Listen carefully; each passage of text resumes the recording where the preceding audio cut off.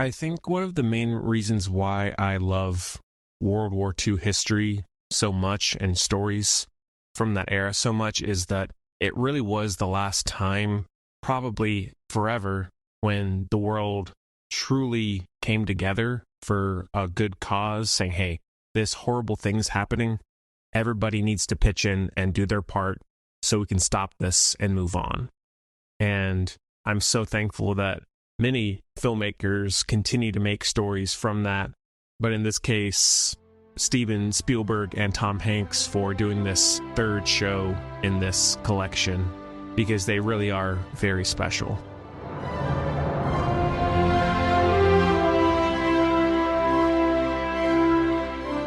Hello everybody, welcome back to the Film Buds podcast. This is episode number 563, and my name is Henry. This week, I'm going to be tackling the Apple TV Plus limited series Masters of the Air, and then I will be doing Letterboxd reviews of that as well, plus counting down my top 10 favorite World War II movies of all time.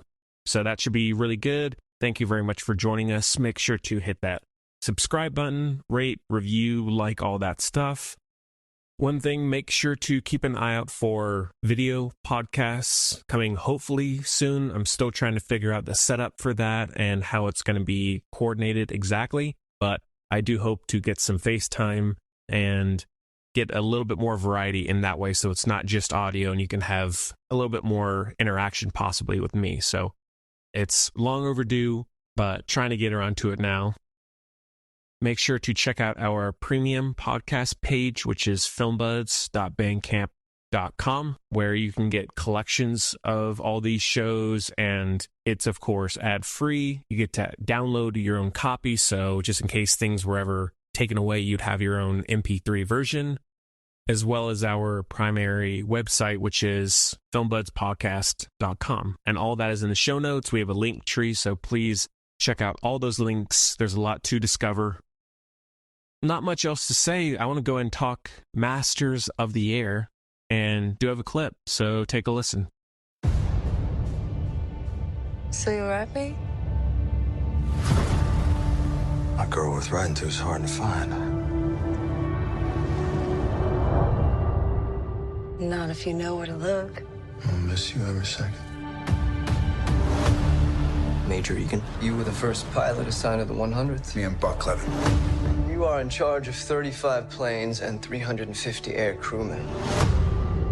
Don't you die on me before I get over there.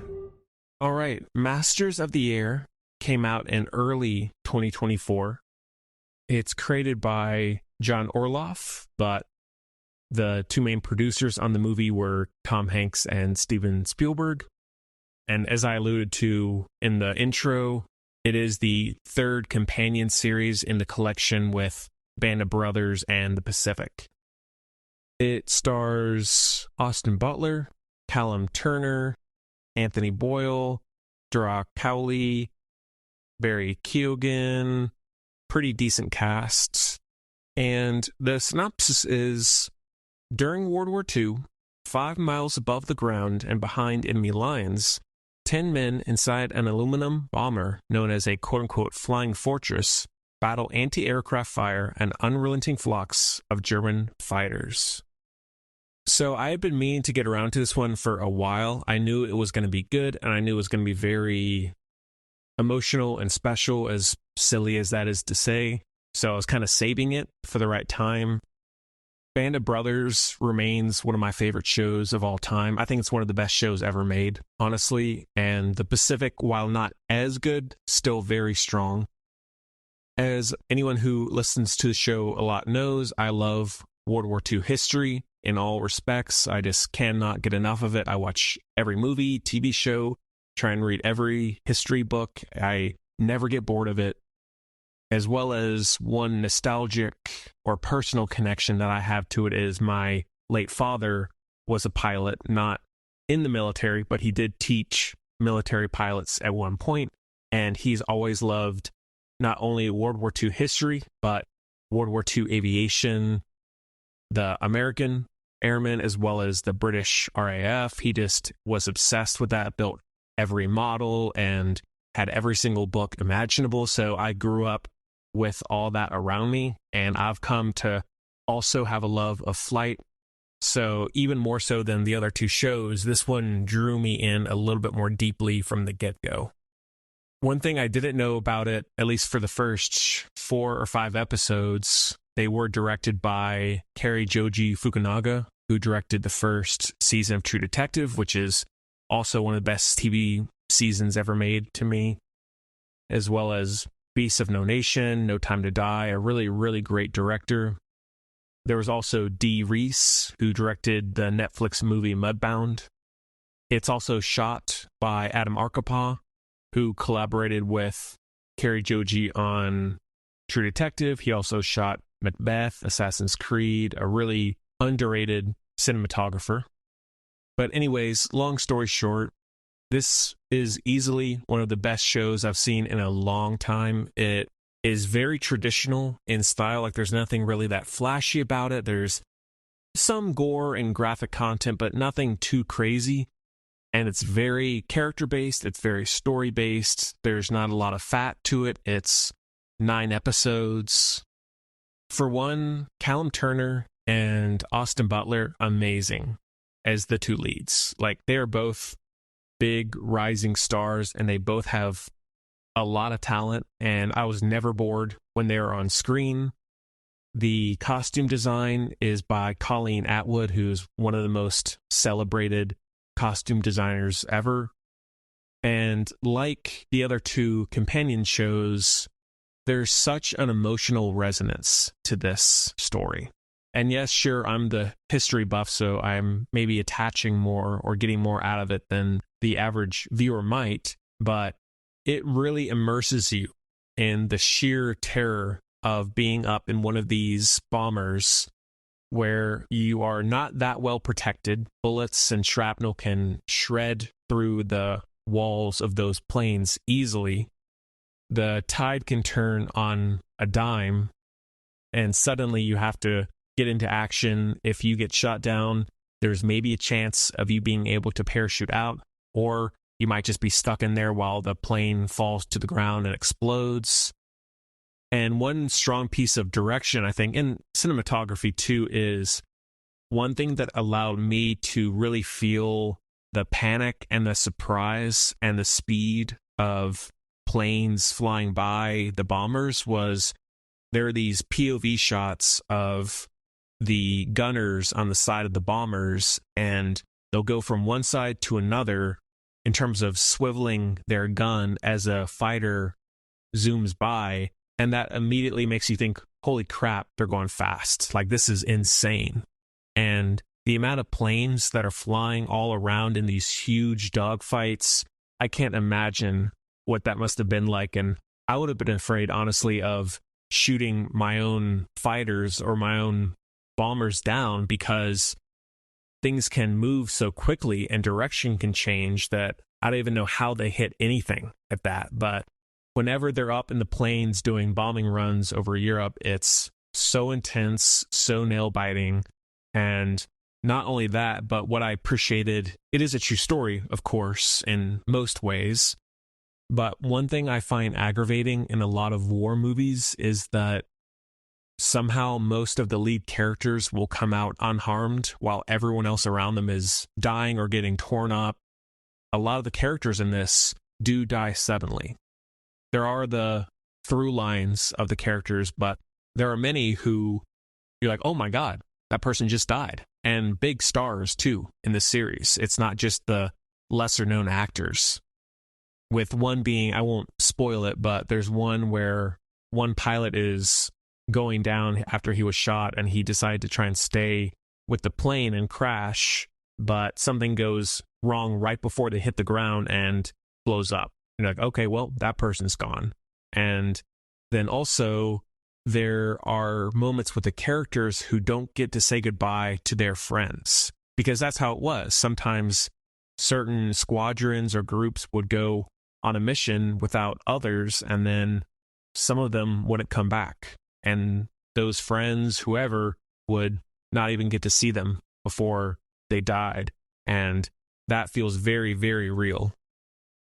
In terms of the overall narrative, the first half of the show is mainly focusing on the bombing runs over Europe, and then the second half, as you can guess, a lot of bombers are shot down and you see pilots crashing in Europe and having to make their way back to Allied lines. And even though I know that this wasn't the point or focus of the story, I wish we had seen maybe a little bit more of the resistance members and that journey, but not a big deal. There's other movies and shows that show that, so that didn't bother me much. And another pleasant surprise, because the Pacific kind of struggled with this a little bit, the romances are very brief in terms of the amount of time on screen, but they cut back to the main front very quickly. And that was really a relief, because there are a lot of other similar kind of stories out there that just bog the story down with these really uninteresting romances that I'd say most people watching it don't care that much about. And I know that it's important and it was a real thing, of course, but they seem to have a handle on this of, okay, what's the most important in telling this story? The opening credits are very good. They're pretty long, as the ones in Band of Brothers and the Pacific are, but very, very well done. The music is quite good. The effects, I thought overall were good. No real issues, and I was never taken out of it because of shoddy effects. Everything with the POW camps later on in the story were very interesting, with the airmen trying to create certain devices and hatch out plans, and then the Nazis coming in and possibly discovering these things, as well as the long treks through the countryside after the Allies started to make more and more progress. And similar to the other two shows with the narrative, it does follow that decline of the war getting more and more intense and serious, and more bombers being taken out, more people dying, the morale continuing to get worse. But there are still moments of joy when certain people are discovered or reconnected.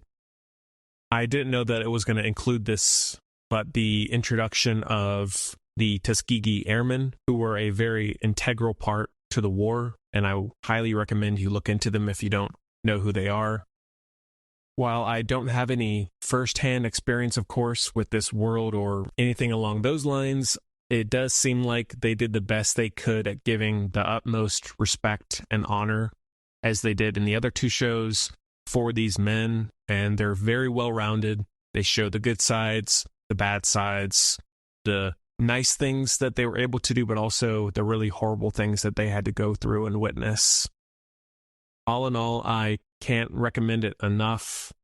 It's easily my favorite TV show of 2024, and these stories are something that everyone should know about, no matter what. That is a heavy 5 out of 5, 6 out of 5 for Masters of the Air. All right, let's get to some Letterboxd reviews of Masters of the Air. And just in case you're new, if you'd like to have your Letterboxd review, or if you have a review in some other place, feel free to send it to me or comment on social media, on YouTube, wherever you can. I would love to hear from you and have yours included. This time I'm just picking at random on Letterboxd. The first one comes from Nayana.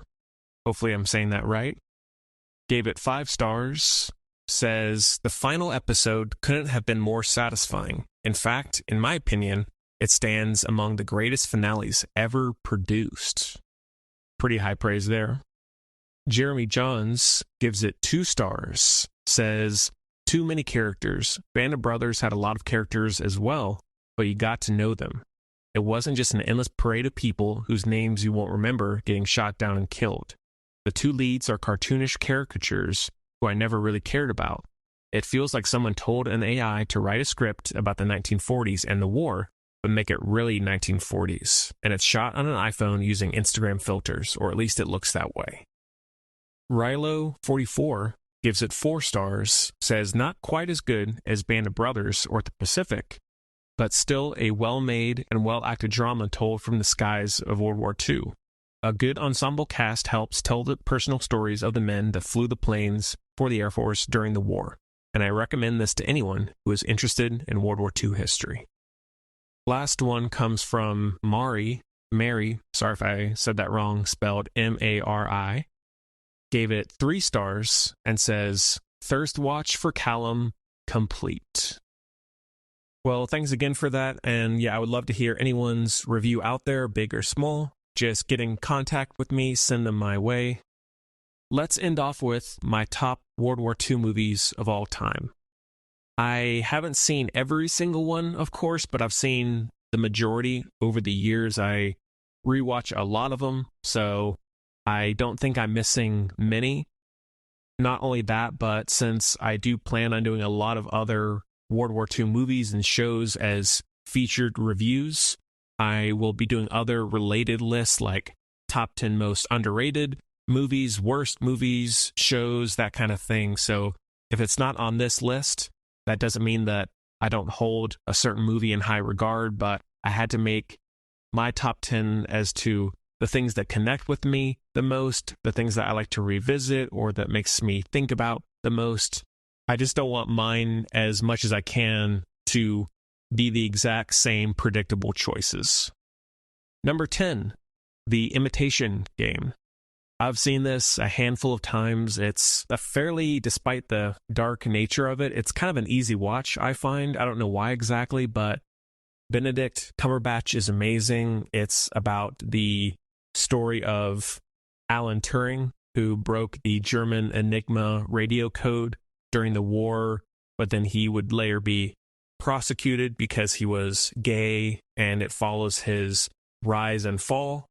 A very, very good character piece, not action heavy or anything like that. So if you're looking for a big epic World War II movie, this is not it, but still a very essential one that not a lot of people know about. And I feel like nowadays, considering Alan Turing did really invent the first computer, more people should know his name. Also, very good score by Alexander Desplat.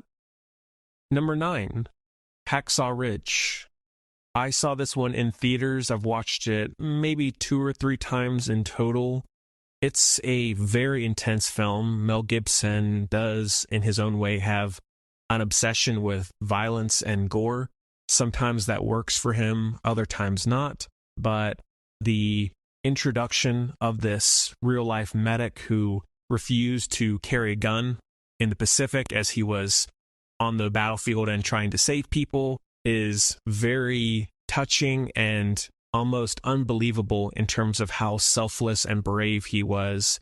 He did have this religious background, but no matter your faith or anything like that, he still did all of these incredibly harrowing things and saved so many lives when he easily could have been killed, as it was with all the medics in the war. When it gets into the war itself, it gets crazy really quick. It's very visceral and graphic, but for the most part, really does not feel overdone and really focuses on Andrew Garfield's character, and it's a great performance by him as well. And aside from Apocalypto, it would be my second favorite Mel Gibson directed film, and one of the better films about the Pacific. Number 8, Fury. This was a big movie for Brad Pitt. I know this was kind of unexpected for him. I think he was sort of getting into his prime, and he's been in his prime for a while, I'd say, doing some of his best work that he's ever done. He had been in Inglourious Bastards, and that remains my favorite movie of his, I think. David Ayer had just done End of Watch, and he would go on to do Suicide Squad.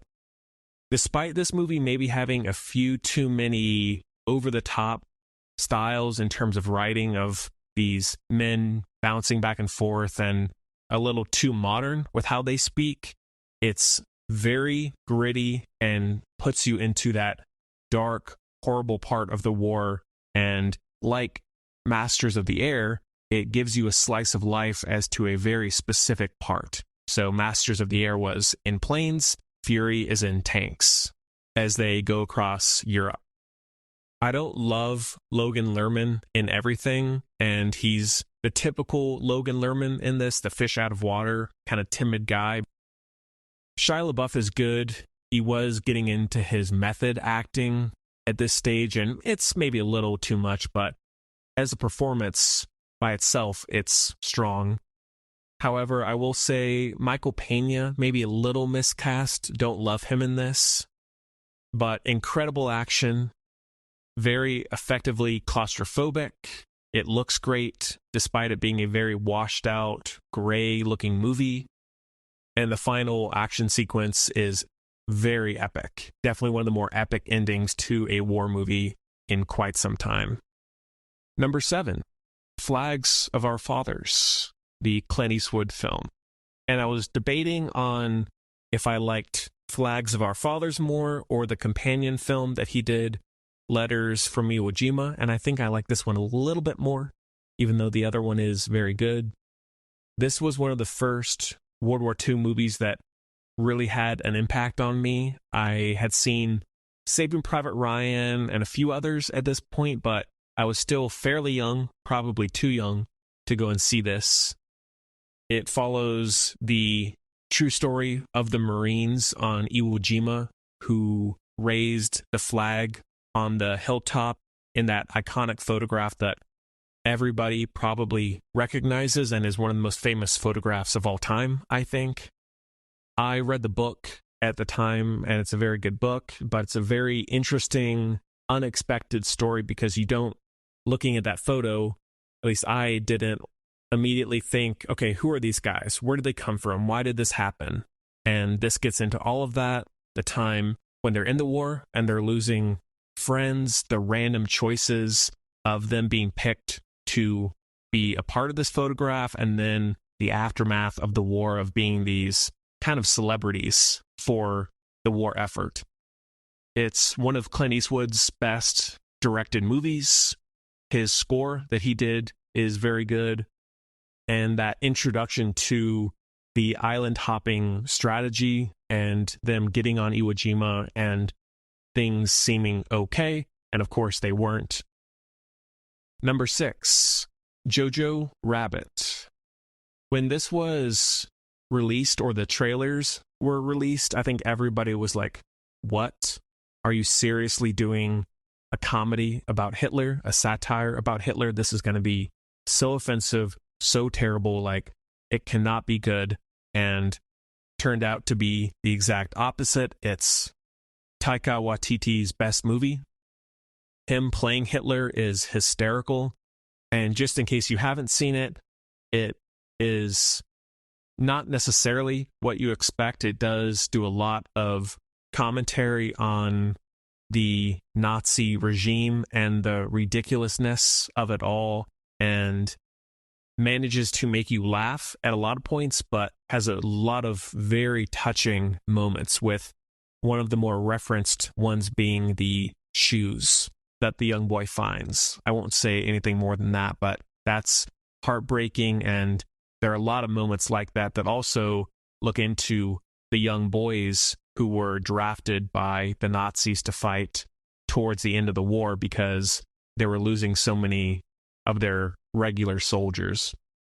There's nothing else out there really like it, and I doubt many others could do this in the way that Taika Waititi did, and that's one of the reasons why it's so special. Number 5, Inglourious Basterds. This still remains my favorite Quentin Tarantino movie. When it came out, I thought, along with all my friends, that this was like the coolest movie ever. It was these badass American soldiers in these guerrilla groups taking out Nazis. They kill Hitler, they change the war, and it was this, as Tarantino does very well, this alternate history that's not taking away from the realism, but it's satisfying to see things go better than they might otherwise would have. It's a fan favorite of a lot of people I know, and many people, more people than you would think, have seen it. And what makes it that much more impressive is that it is 2.5 hours, and at least maybe half or 60% is not in English. There's French, there's German, and it's rare that you get a movie that has so much subtitled dialogue that is so widely accepted and praised. But it's very funny. It's great performances by Brad Pitt and Melanie Laurent, Christoph Waltz, Diane Kruger. It's got so many iconic lines. And I doubt, maybe I'd love to be proven wrong, but I doubt Tarantino will ever top this in the movies that he has left. All right, number 4. Getting close here. Number 4 is Dunkirk, the Christopher Nolan film. Christopher Nolan continues to, and we'll revisit him again in a little bit, but he is one of, if not the most successful filmmaker right now in terms of being able to create very interesting, artistic, unique pieces, but still appeal to a wide audience, way more than if other filmmakers tried to tackle this same story. And in this case, the playing of time with the 3 different storylines. And it is, if you don't know, it is about the Dunkirk disaster or evacuation during the war when the English were surrounded by the Nazis and they're trying to escape back to England. The use of practical effects, as Christopher Nolan is known for doing, the amount of real planes, real ships, the thousands of extras. It's an amazing production. It's incredibly well edited and suspenseful. The score by Hans Zimmer is amazing and adds to that tension, and I think is as true to life of depicting this event as you could get. Harry Styles is very good in this. That unexpected casting choice, I remember, was very surprising to most, and he's gone on to be in a few other movies since. Tom Hardy, always great. Mark Rylance, Barry Keoghan. It's pretty much a perfect movie for me. I understand that some people don't love it because the characters aren't really the focus. There's not a lot of development there. It's mainly the look at the entire situation, and again, that use of time within the story. Number 3, Schindler's List. This is a obvious choice, I'm sure, for most. It still remains, I think, the defining Holocaust movie. It's almost 3.5 hours. It's black and white, but it's one of the most captivating, moving films I've ever seen to date. One of Spielberg's best, and it's hard to see, even with the other great Holocaust films that have come out since.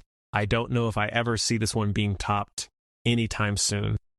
It follows the true story of Oskar Schindler, who helped get countless Jews out of Europe, or at least out of danger, and I think is still Liam Neeson's best performance, one of Ralph Fiennes' best.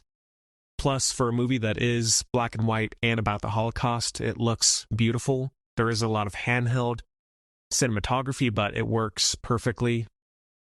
Of all the movies I'm talking about in this list, if you haven't seen it yet, this would be the one to watch in terms of its historical significance and even its cinematic significance.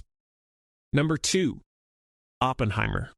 One of my all-time favorite movies. And aside from The Dark Knight, it's my favorite Christopher Nolan movie.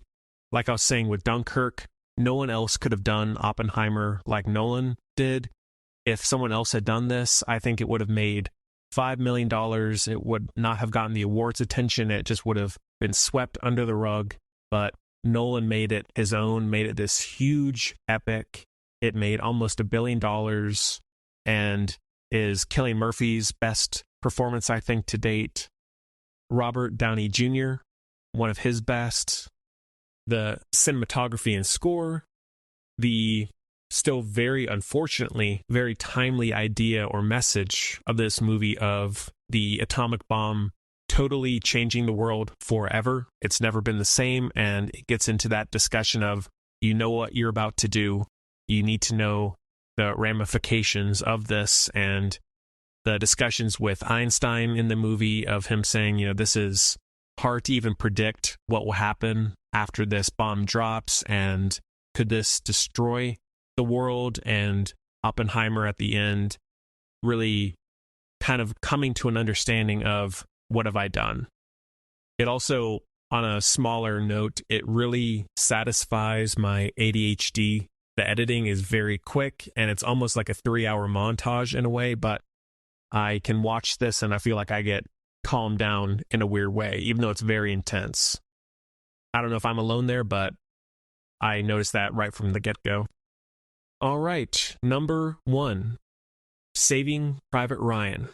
Of course, done by Steven Spielberg.